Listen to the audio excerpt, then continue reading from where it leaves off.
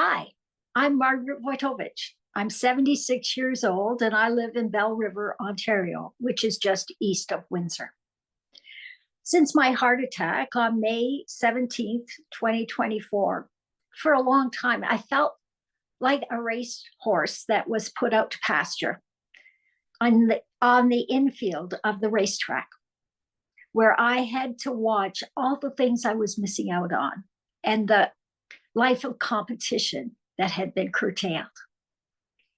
In preparation for retirement, my son suggested I try the sport of triathlon. Now, I was a couch potato, so my first effort at running was from my house to the corner, which was only 7 houses away, and I could not run back. I could ride my bike. It was a Canadian Tire Special, a heavy steel bike with a basket and a bell. And I could swim one length of the pool. I had a long way to go. But 3 years later, when I turned 60, I did my first half Ironman, the Muskoka 70.3. I was so pumped that I signed up for a full Ironman the next year in Florida with my son. 4 kilometers of swimming in the Gulf, 180-kilometer bike ride, followed by a marathon, 42.2 kilometers off the bike. It took me 16 hours to complete. I had become an endurance athlete. So when the year 2024 started, I did what I had done for 20 years. I made a plan. I signed up for races. I started training. I did the Burlington Chile Half Marathon, followed by a half marathon in Cincinnati, Ohio. But life was about to change. It was the Friday of Victoria Day weekend, and I had just finished a bike workout, and I had come up from the basement to have my lunch.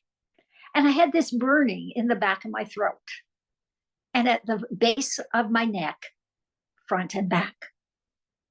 It was very odd, and it didn't go away.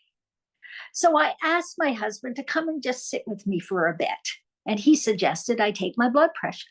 Now, I had never had issues with my blood pressure, but it was high. So I called the doctor, and the message suggested they were gone for the holiday weekend, and the walk-in clinic was closed. So that meant a trip to the ER. As you can imagine, it was busy. It was a Friday, and it was the holiday weekend. So I was instructed to pick a number, just like you do at the deli department. I waited 3.5 hours to see triage. They weren't terribly impressed with my symptoms, but suggested that I should continue since I was already in the queue. And 3.5 hours later, I saw the doctor, who did take my situations seriously. He ordered an EKG and blood work, gave me baby aspirins. I heard him later in the hallway speaking strongly to the staff about what had happened to this patient. The results came in, and I had had a heart attack. So the next step of my journey was an ambulance ride. I'd never had one of those. And the siren was blaring and the lights were flashing as they took me to the other hospital where I was admitted to the critical cardiac care unit. I spent 3 days there, tied up to wires. I really didn't like that much.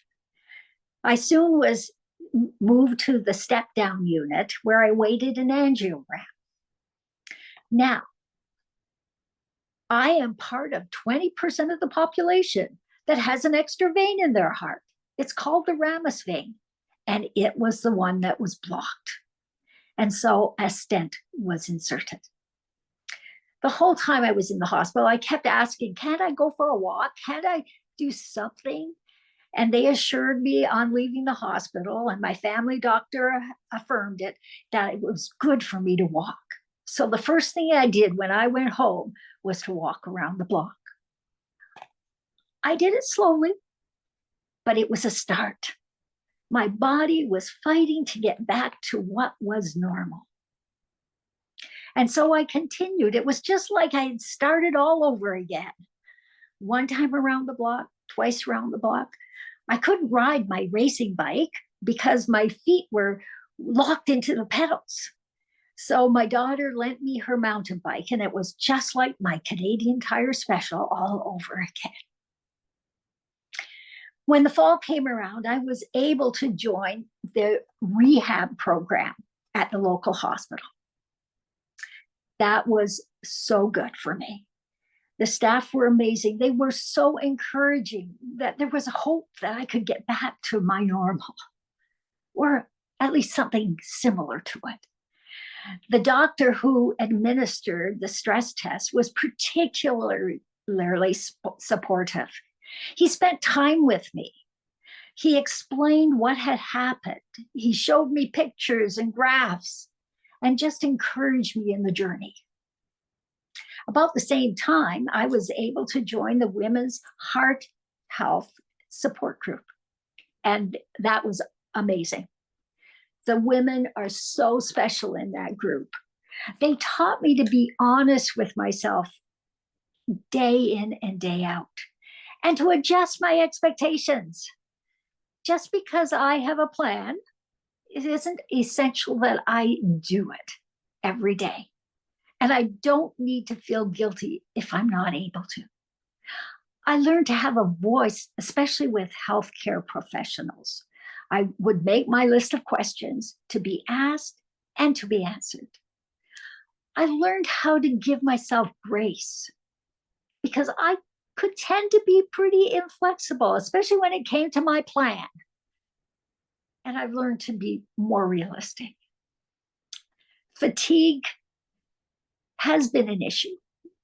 Now, I was fortunate prior to my heart attack not to have needed any medication. So when I was introduced to the cardiac cocktail, I was overwhelmed with the number of pills that I was required to take. They asked me if I took them one at a time or whether I could take them all at one time. I said, I have no idea.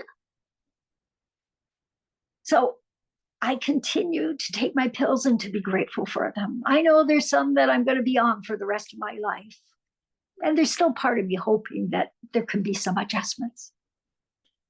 The final stress test at the rehab unit really boosted my morale. Apparently, I did exceedingly well. And the doctor said, I'll see you in a year, and I want to know what races you did. Well, that's all I needed. I went home and pulled out a new pair of running shoes and started to break them in. I even signed up for a race, not a 5K, a half marathon, 21.1 kilometers. The training has been a challenge. I've had to adjust the number of days I've taken off, as well as the intensity. I'm now 6 weeks out from race day. And the negative thinking is starting. I'm starting to feel anxious, but now I know how to challenge it. I know the people I can go to who are going to support me and encourage me, whether I'm successful or not. I am no longer that racehorse in the infield. I'm on the track. I feel blessed that I have entered into a new chapter. It wasn't planned, and it had a rocky start. But I look forward to wherever it takes me because I have learned that there's purpose in every step, and I take a lot of them in this journey that we call life.